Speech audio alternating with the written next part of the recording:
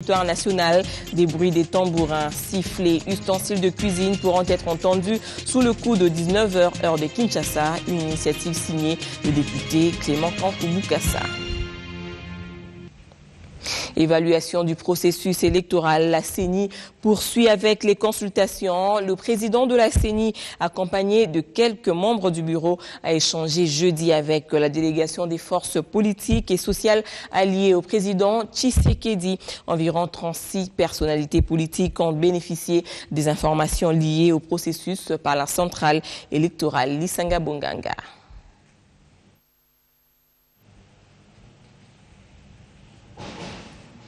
Je le disais tantôt, évolution du processus électoral. La CENI poursuit avec les consultations. Le président de la CENI, accompagné de quelques membres du bureau, a échangé jeudi avec la délégation des forces politiques et sociales alliées au président Étienne Tshisekedi. Environ 6 personnalités politiques ont bénéficié des informations liées au processus par la centrale électorale. Écoutons Lisanga Bonganga. La réflexion continue.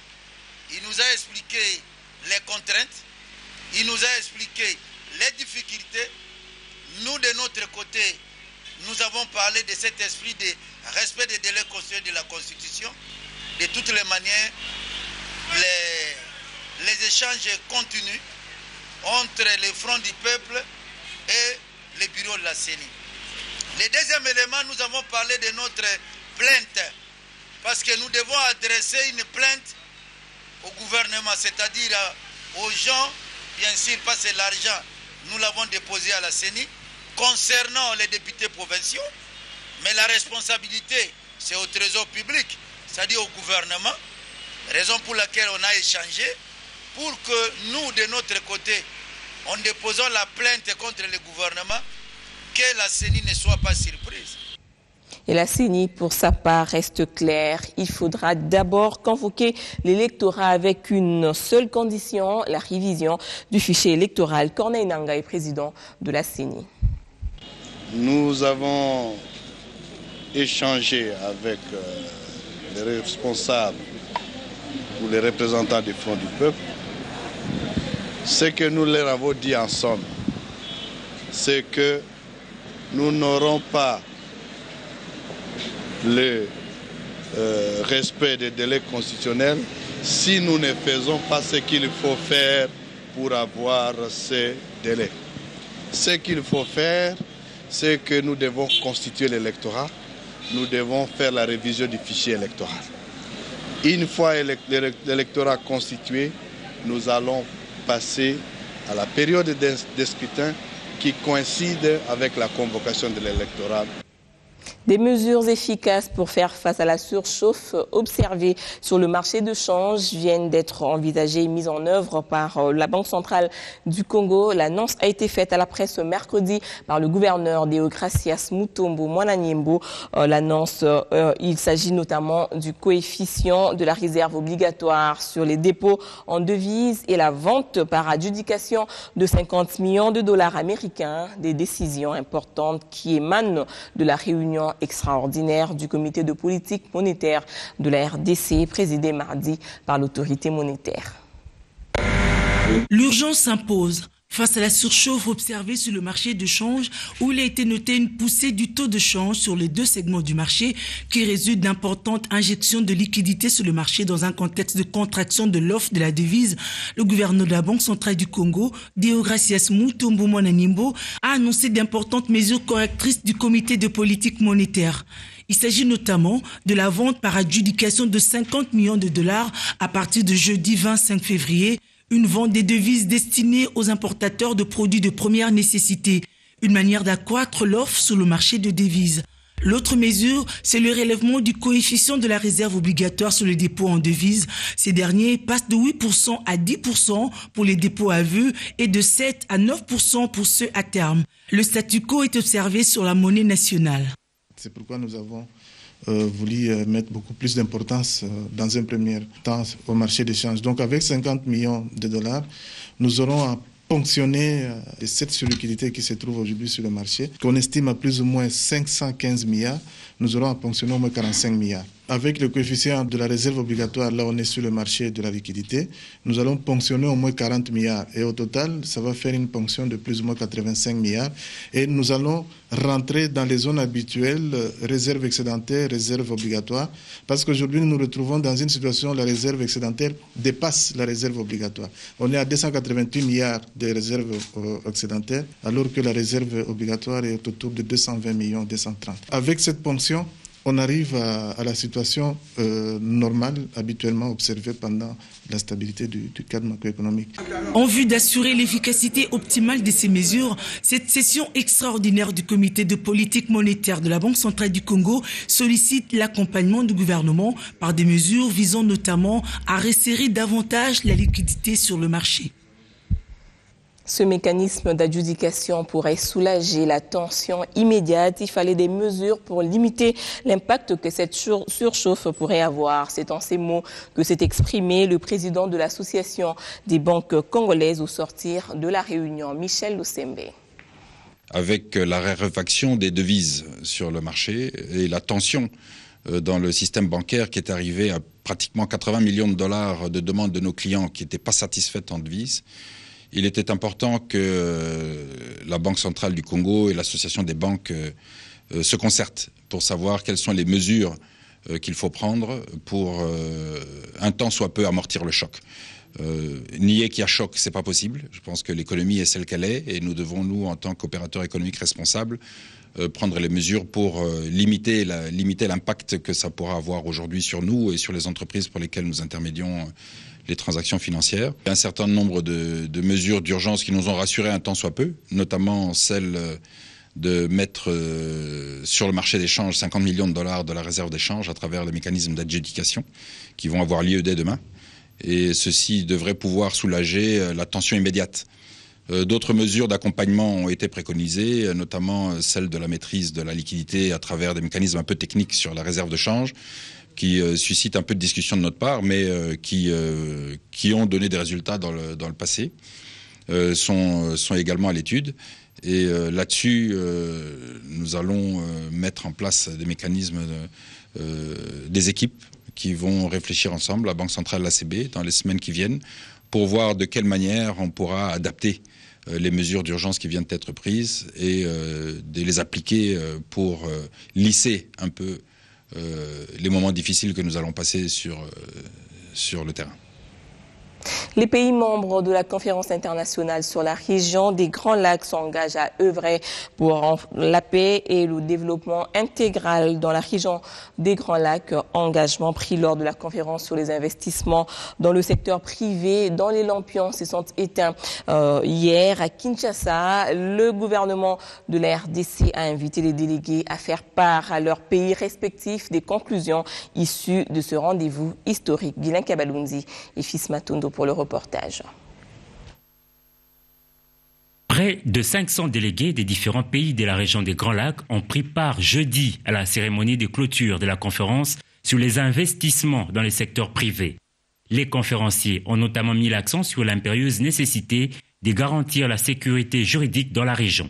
L'importance de la transparence dans la gestion des entreprises et la conduite des affaires, ainsi que de celle de la lutte contre la corruption, soulignée par le président Joseph Kabila dans son allocution d'ouverture, ont également fait partie des recommandations issues des différents ateliers.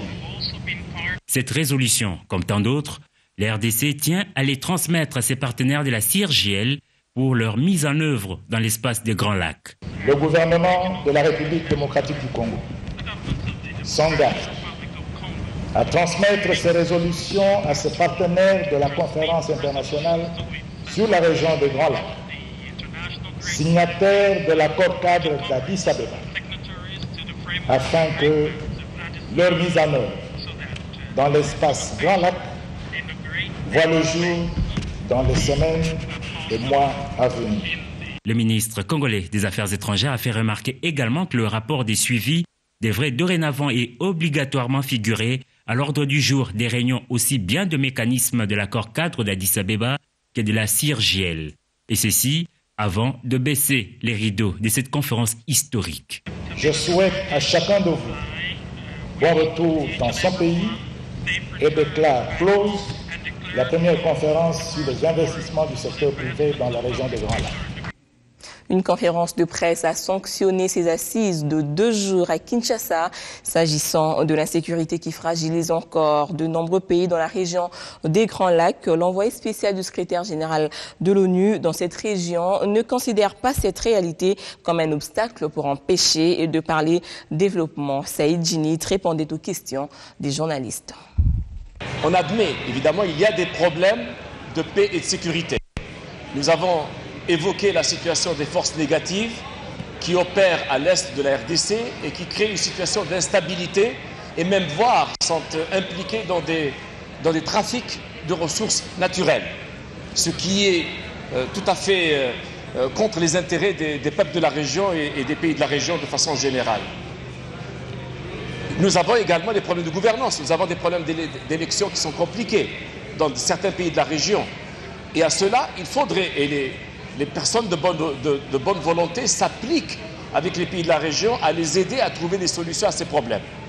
Mais est-ce qu'on doit pour autant attendre que tous ces problèmes soient réglés pour penser au développement, pour penser aux investissements? Nous avons toujours pensé que la paix, la sécurité et le développement vont ensemble. La paix et la sécurité est une condition pour le développement, mais le développement est aussi une condition pour la paix et la sécurité. C'est un peu cette dynamique qui a généré cette conférence. Quant aux 25 projets intégrateurs examinés lors de cette première conférence des investissements dans le secteur privé dans les Grands Lacs, Ntumba Luaba précise qu'ils ne sont pas exhaustifs. L'objectif est de créer une dynamique innovatrice.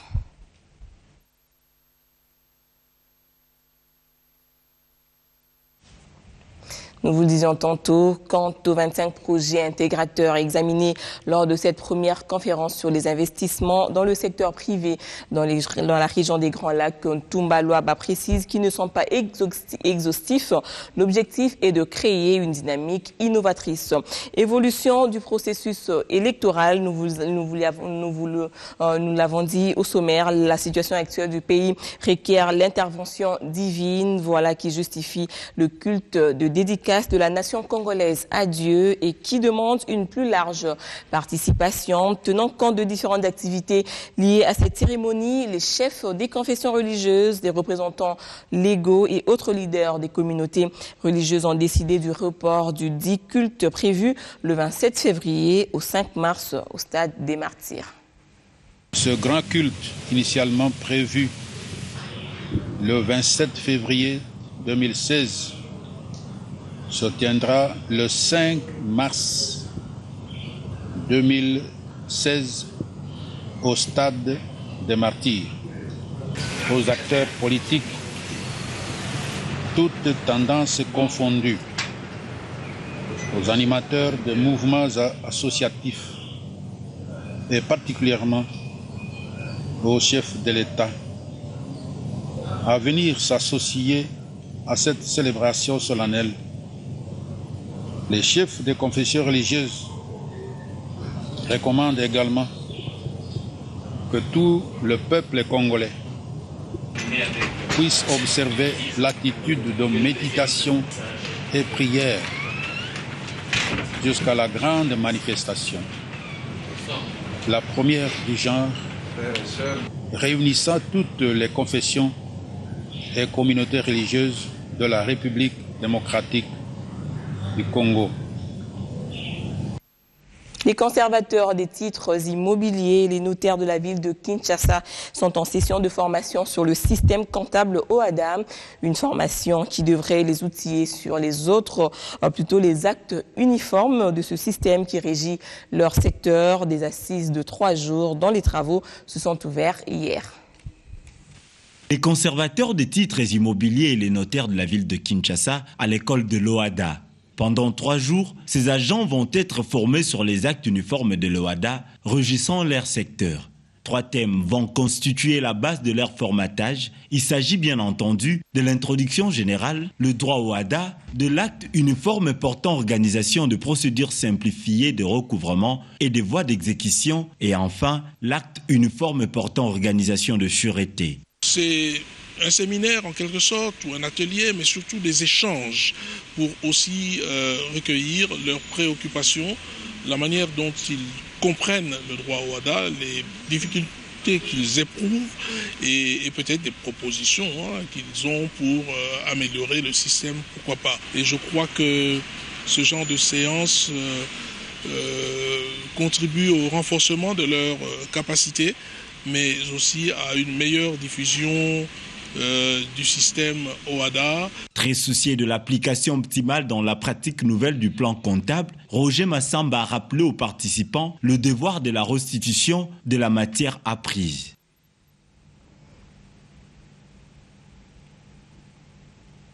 Clôture du 2e forum national des ministres et des chefs de division et en charge le genre en RDC. 3 jours durant, les participants se sont penchés sur l'état actuel de la question du genre sur toute l'étendue de la République. Quelques recommandations ont été formulées, notamment l'élaboration des stratégies sur l'autonomisation économique des femmes, surtout dans le domaine agricole.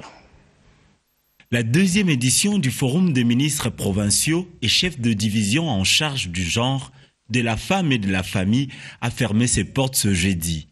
Durant 3 jours, les participants ont réfléchi sur les pratiques devant faire triompher la promotion de l'égalité du genre en RDC.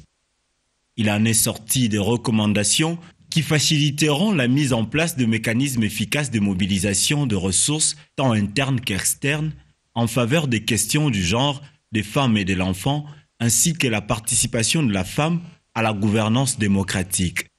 Le gouvernement appelle les participants à leur travail pour que les pistes dégagées ne restent lettre morte. Chaque participant est invité à prendre conscience de son devoir de s'appliquer à poser des actes concrets qui concourent à la réalisation des recommandations retenues ensemble. Comme autorité de tutelle, j'ai l'obligation de mobiliser toutes les ressources humaines et les moyens disponibles pour faire aboutir la feuille de route conçue par nous tous. C'est la ville de Kisangani qui prend le commande pour la 3e édition de ces forums.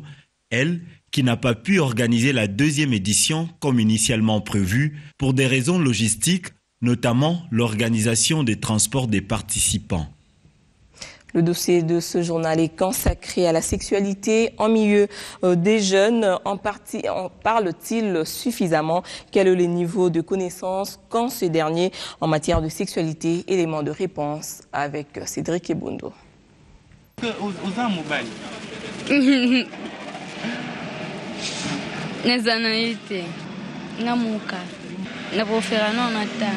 La sexualité. Un sujet à ce jour tabou dans la plupart des sociétés africaines. En République démocratique du Congo, la santé sexuelle et reproductive des jeunes devient de plus en plus critique. Certaines sources renseignent que le niveau et la qualité de connaissance chez les jeunes quinois sont comptés parmi les facteurs favorisant le taux élevé de mortalité maternelle et infantile. En dépit des difficultés qu'ils éprouvent pour aborder aisément le sujet, la question d'avoir un partenaire sexuel pendant sa jeunesse départage les avis. Wana na pensaka ngote parce que na pensaka betude na nga liboso nanu na tanga non comme ça ceux qui natangi makambani yashi baninga bakubaza na bango ben fia sa nganga pe na linga na ngate. Ce que je veux prendre chez lui, c'est ce qu'on me donne aussi chez nous. Maintenant qu'est-ce que je vais aller chercher? Ngali makamwate. Makamwate yela ngate donc la sepela na mopete. Petite amie pour dire oui, j'en ai. Je peux dire oui. C'est oui parce que je suis encore jeune. Quand on grandit, il faut avoir quelqu'un, disons. Il faut tout voir pour Tatara. Moi, c'est mon bal, ça, moi, c'est ça. Bien, moi, c'est ça, moi, mon bal, ça, bien. Ah! Non, je n'ai rien cause dans la tête. Plusieurs raisons peuvent être à la base. Il s'agit entre autres de la difficulté d'accès à la bonne information et aux services de renseignement sur la santé sexuelle et reproductive, les obstacles culturels et religieux, la faible appropriation de stratégies de santé de la reproduction au sein de communautés. Face à cette situation, l'implication totale aussi bien du gouvernement que de parents serait l'une des solutions, vu que l'importance demeure d'éliminer les zones d'ombre de peur que le jeune s'expose au viol, à l'exploitation sexuelle, aux infections sexuellement transmissibles et aux multiples problèmes de ce genre. Pélissa Mwinda, cela vous paraît étrange. Le député national Clément Kankou Boukassa en est l'initiateur. Cet élu appelle la population à siffler ou à tambouriner pour exprimer son mécontentement face aux coupures intempestives du courant électrique. Un appel dénié par la SNEL qui appelle la population à lui faire confiance. La situation se généralise et s'érige en règle dans la ville de Kinshasa, provoquant des remous à l'exemple de l'initiative Pélissa Mwinda du député national Clément Kankou pour appeler la population à siffler et tambouriner ce vendredi pour exprimer son mécontentement. L'objectif poursuivi par ce député national est d'interpeller la SNEL en vue de tenir compte des conséquences du manque de fourniture du courant électrique. Des conséquences que n'ignore cependant pas le comité de gestion de cette entreprise. Son directeur général avait, l'année dernière, évoqué les pistes de solutions pour combler ce déficit. Pour Eric Mbala, la situation pourrait redevenir à la normale d'ici la fin du premier semestre de l'année en cours. Faut-il attendre la réalisation des promesses de la SNEL ou répondre à l'appel de l'opération Pélissa Mwinda? C'est à la population de répondre. La population souffre dans le courant. L'État n'a biso. Zoua bato yo tegela courant kata bango zong sa biso courant si moto se servir nango. Donc on va côté que na toye bi na biso te. Pour dispatcher courant côté mususu ba ba na calme, biso mo population to le la air nyonso. C'est pas normal. Toye awa eza pona SNEL. SNEL ezo bebisa mboka on. Yango monitoring ke pays na biso ezonga ezala à notre. Balingi toujours ba fatire bazoya na ba fatire mais courant bakataka chaque jour. Oyo ezali quartier résidentiel. Et sengeli bazongi c'est la biso courant ndenge tozalaki nango kala. La situation se généralise et s'érige en règle dans la ville de Kinshasa, provoquant des remous à l'exemple de l'initiative Pélissa Mwinda du député national Clément Kankou pour appeler la population à siffler et tambouriner ce vendredi pour exprimer son mécontentement. L'objectif poursuivi par ce député national est d'interpeller la SNEL en vue de tenir compte des conséquences du manque de fourniture du courant électrique. Des conséquences que n'ignore cependant pas le comité de gestion de cette entreprise. Son directeur général avait, l'année dernière, évoqué les pistes de solutions pour combler ce déficit.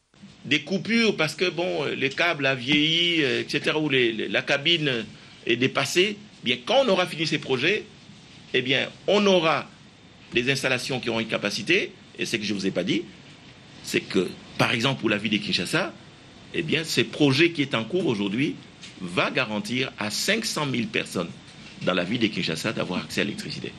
Et donc, on va également élargir ce que nous appelons aujourd'hui des poches noires, comme à Kimbanseke, comme à Kogelos, comme Mutendi, etc. Eh bien, ces poches noires vont disparaître dans ces projets ici. Donc, on va élargir les marchés d'électricité à Kinshasa, on va améliorer les réseaux de distribution, et ce n'est pas tout. On va améliorer également, augmenter la capacité d'Inga d'injecter l'électricité à Kinshasa. Pour Eric Mbala, la situation pourrait redevenir à la normale d'ici la fin du premier semestre de l'année en cours. Faut-il attendre la réalisation des promesses de la SNEL ou répondre à l'appel de l'opération Pélissa Mwinda? C'est à la population de répondre. Autre chose à présent, le député national Louis-Vin Moleka s'est rendu auprès des orphelins internés au sein de l'orphelinat Mama Ange Bombo, situé au quartier Kinkole dans la commune de Lantsele, œuvre de charité de cette dernière qu'elle a bien voulu manifester en cette période de carême. Alors que le dimanche est considéré par d'aucuns comme un jour de repos et une joie de détente, cela n'a pas été le cas pour la députée nationale Louis-Vin Moleka. l'élu de Lukunga a préféré passer cette journée dominicale aux côtés des orphelins, pensionnaires de l'orphelinat Mama Anne Bombo, géré par le sœur de Sainte Thérèse de l'Enfant Jésus de l'archidiocèse de Kinshasa. Chrétienne catholique de son état et surtout en ce temps de carême où l'Église recommande aux fidèles de vivre les 3 P, à savoir partage, pénitence et prière, Wivine Moleka n'est pas allé main vide. Dans sa gibecière, un lot important de matelas, d'habits, de bidons d'huile, bassines d'eau, sacs de riz, sacs de lait, cartons de savon, de sardines, gobelets et autres besoins de première nécessité. Question de permettre à ces enfants de vivre dans de bonnes conditions. Nous sommes dans une période de partage, dans une période d'amour, dans une période de sacrifice. Et quoi de plus naturel que de penser aux enfants? En sport, le classement par 3 points des sites de la Linafoot a été publié. Sur le site Ouest, V-Club prend la tête avec 45 points, suivi du DCMP 38 points et un goal de différence de plus de 18 points. Shark 11 FC vient en 3e place avec 38 points et plus 14. Mazembe à 42 points, Sangabalende 41 points et Lupopo 37 points sur le site Centre-Sud. Mungano à 29 points et Dauphin Noir 26 sur le site Est.